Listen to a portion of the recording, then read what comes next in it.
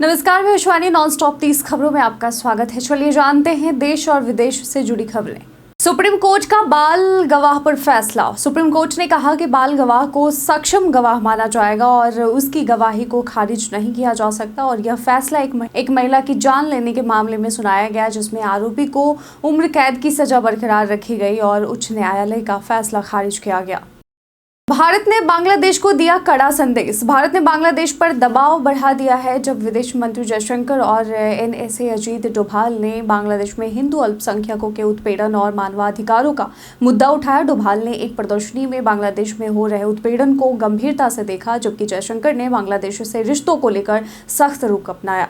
होली से पहले डीए में बढ़ोतरी। केंद्रीय कर्मचारियों और पेंशनरों के लिए होली 2025 खास हो सकती है, क्योंकि सरकार महंगाई भत्ते यानी डीए में 3 से 4% की बढ़ोतरी की घोषणा कर सकती है। और यह बढ़ोतरी कर्मचारियों की सैलरी और पेंशनर्स की पेंशन में इजाफा करेगी और डीए का कैलकुलेशन एआईसीपीआई के आधार पर होता है।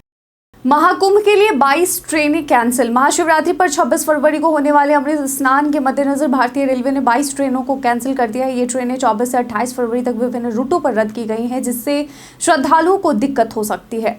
एक राष्ट्र एक चुनाव पर विधि मंत्रालय की सफाई। केंद्रीय विधि मंत्रालय ने एक राष्ट्र एक चुनाव विधेयक का समर्थन करते हुए कहा कि लोकसभा और राज्य विधानसभा चुनाव एक साथ कराना अलोकतांत्रिक नहीं है और इससे संघीय ढांचे पर कोई असर नहीं पड़ेगा। मंत्रालय ने उच्च स्तरीय समिति की रिपोर्ट का हवाला देते हुए शासन में निरंतरता को बढ़ावा देने की बात कही। भारतीय वायुसेना की नई उपलब्धि। भारतीय वायुसेना ने चंडीगढ़ स्थित 3 BRD में MI-17V5 हेलीकॉप्टर के लिए VK 2503 इंजन का उत्पादन शुरू किया है। इसके साथ ही यूनिवर्सल टेस्ट बेड का वर्चुअली उद्घाटन भी हुआ, जो विभिन्न इंजन मॉडल की जांच और प्रमाणन में मदद करेगा। आत्मनिर्भरता की दिशा में महत्वपूर्ण कदम है। पीएम मोदी की एडिबल ऑयल सलाह। पीएम मोदी ने मन की बात में मोटापा घटाने के लिए खाद्य तेल की खपत 10% कम करने की सलाह दी है। भारत खाद्य तेल का सबसे बड़ा इंपोर्टर है, जिसमें प्रमुख सप्लायर इंडोनेशिया है। सरकार इंपोर्ट ड्यूटी बढ़ाकर स्थानीय तिलहन किसानों को मदद करने का विचार कर रही है। महाशिवरात्रि पर यातायात प्रतिबंध। महाशिवरात्रि और महाकुंभ पर्व के दौरान प्रयागराज में श्रद्धालुओं की भारी भीड़ को नियंत्रित करने के लिए मेला क्षेत्र और कमिश्नरेट को नो व्हीकल जोन घोषित किया गया है। श्रद्धालुओं के लिए स्नान घाटों का निर्धारण किया गया है और आवश्यक सेवाओं के वाहनों को आवागमन की अनुमति होगी। जीमेल में QR कोड सुरक्षा। गूगल जल्द ही जीमेल के लिए SMS based 6 digit authentication code को खत्म कर इसके बदले QR कोड का उपयोग करेगा और यह कदम SMS वेरिफिकेशन के बढ़ते दुरुपयोग और फिशिंग घोटालों से निपटने के लिए उठाया जा रहा है। यूजर्स को अब OTP की बजाय QR कोड स्कैन करना होगा। पाकिस्तान में सुरक्षा उल्लंघन। पाकिस्तान में आयोजित ICC चैंपियंस ट्रॉफी 2025 के दौरान न्यूजीलैंड और बांग्लादेश के मैच में सुरक्षा उल्लंघन हुआ, जब एक कथित आतंकी संगठन का समर्थक मैदान में घुसकर न्यूजीलैंड के क्रिकेटर सचिन रविंद्र को गले लगा लिया। इस घटना के बाद पाकिस्तान में विदेशी खिलाड़ियों की सुरक्षा को लेकर चिंता बढ़ गई है। महाशिवरात्रि पर मुफ्त शटल बस सेवा। महाकुंभ के अंतिम स्नान पर महाशिवरात्रि पर यूपी रोडवेज और नगरीय परिवहन सेवा शटल बसों में 25 फरवरी से 28 फरवरी तक यात्रियों को फ्री सफर की सुविधा देगी। 2000 बसें चलाने की तैयारी है और 1200 बसें रिजर्व रखी जाएंगी। अस्थायी बस स्टेशन से बसें मिलेंगी। जियो के सस्ते प्लान्स का फायदा। जियो अपने यूजर्स के लिए सस्ते और लंबी वैलिडिटी वाले प्लान्स ऑफर कर रहा है। 895 रुपए का प्लान 336 दिन की validity, 24 GB data, unlimited calling और मुफ्त जियो सेवाएं देता है। इसके अलावा 223 रुपए में और 75 रुपए के प्लान्स भी डेली डेटा और कॉलिंग की सुविधा प्रदान करते हैं।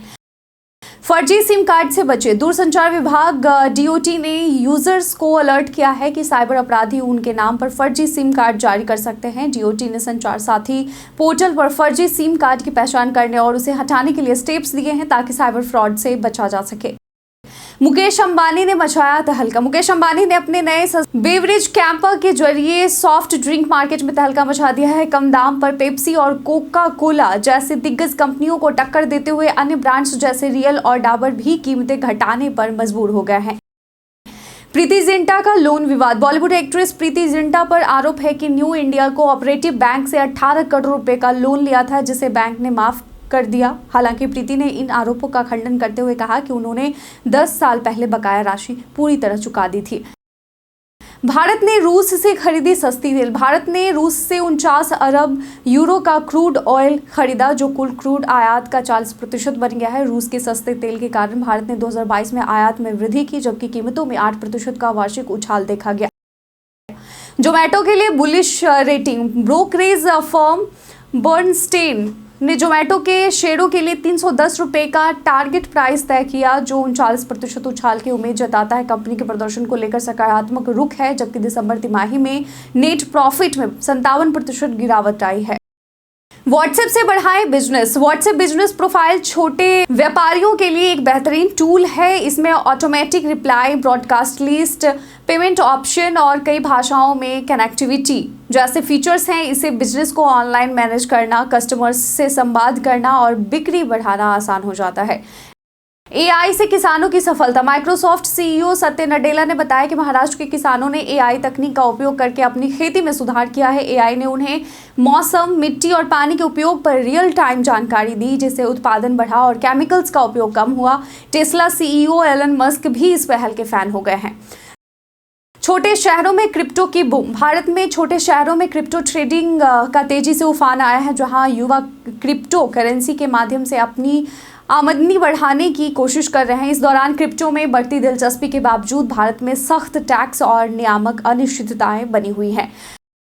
भारत ने सार्क से अलग समूह बनाया। पाकिस्तान एक्सपर्ट कमर चीमा ने कहा कि भारत ने सार्क के समान एक नया समूह बनाया, जिसमें पाकिस्तान को शामिल नहीं किया गया।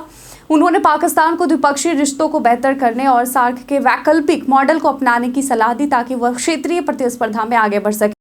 Facebook live video delete policy. Facebook ने अपनी पॉलिसी में बदलाव किया है, जिसके तहत लाइव वीडियो 30 दिनों के बाद ऑटोमेटिकली डिलीट हो जाएंगे। यूजर्स को इन वीडियोस को डाउनलोड करने का ऑप्शन मिलेगा, या वे 6 महीने तक डिलीट करने की डेडलाइन को बढ़ा सकते हैं। मस्क के दावे को नासा ने नकारा। नासा के पूर्व उप प्रशासक ने एलन मस्क के आरोपों को खारिज किया, जिसमें मस्क ने दावा किया था कि बाइडेन प्रशासन ने अंतरिक्ष यात्रियों को बचाने के उनके प्रयासों को रोक दिया। मस्क के अनुसार स्पेस एक्स पहले ही यात्रियों को वापस ला सकता था, लेकिन यह प्रस्ताव नासा तक नहीं पहुंचा। आखिरी समय में ट्रेन टिकट बुकिंग। भारतीय रेलवे ने करंट टिकट बुकिंग की सुविधा शुरू की है, जिससे यात्री ट्रेन के रवाना होने से कुछ देर पहले कंफर्म टिकट बुक कर सकते हैं। आईआरसीटीसी वेबसाइट या स्टेशन काउंटर से यह टिकट बुक किए जा सकते हैं, जिससे अचानक यात्रा करने वालों को मदद मिलती है। पीएम मोदी ने किसान निधि जारी की। प्रधानमंत्री नरेंद्र मोदी ने भागलपुर से पीएम किसान सम्मान निधि योजना की 19वीं किस्त जारी की। बिहार के किसानों ने इस योजना को सराहा, जिसमें पैसा सीधे उनके खातों में जमा होता है। किसानों ने बताया कि इससे खेती में मदद मिल रही है और पहले की सरकार से यह योजना बेहतर है। पॉन्टिंग ने कोहली को बताया greatest of all time player. Ricky Ponting ने विराट कोहली को वनडे क्रिकेट का greatest of all time player बताया। पाकिस्तान के खिलाफ नाबाद 100 रन की पारी खेलते हुए विराट कोहली ने सचिन तेंदुलकर को पछाड़कर सबसे तेज 14,000 वनडे रन बनाने का रिकॉर्ड बनाया। आईफोन 16e पर 10,000 रुपए की छूट। एप्पल ने आईफोन 16e को 59,900 रुपए में लॉन्च किया है, लेकिन रेडिंगटन के ऑफर्स के तहत आईसीआईसीआई, एसबीआई और कोटक बैंक क्रेडिट कार्ड के साथ 4,000 रुपए का कैशबैक और 6,000 रुपए तक का एक्सचेंज ऑफर मिल रहा है। फोन 28 फरवरी से बिक्री के लिए उपलब्ध होगा।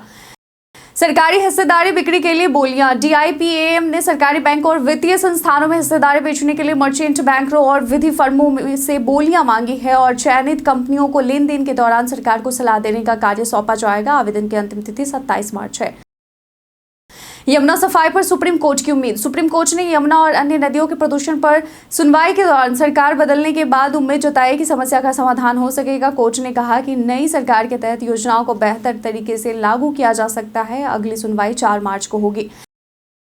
बीते दिन हमारे द्वारा पूछे गए सवाल का आप लोगों में से बहुत लोगों ने अपना जवाब में कमेंट सेक्शन में लिख कर दिया था। जिन्होंने पूछे गए सवाल का जवाब दिया उनके नाम है अमरजीत यादव, दीपक कुमार, मुकुंद कुमार, राकेश कुमार, एमडी शाकिर हुसैन, नौशाद रजा, राकेश कुमार, सिंटू कुमार। इसके साथ ही बढ़ते हैं आज के सवाल की ओर। आज का सवाल है, महाशिवरात्रि को देखते हुए आपके क्षेत्र के शिव मंदिरों में किस प्रकार का माहौल देखने को मिल रहा है? अपना जवाब में कमेंट सेक्शन में लिखकर जरूर बताइएगा। आज के बुलेटिन में बस इतना ही। धन्यवाद।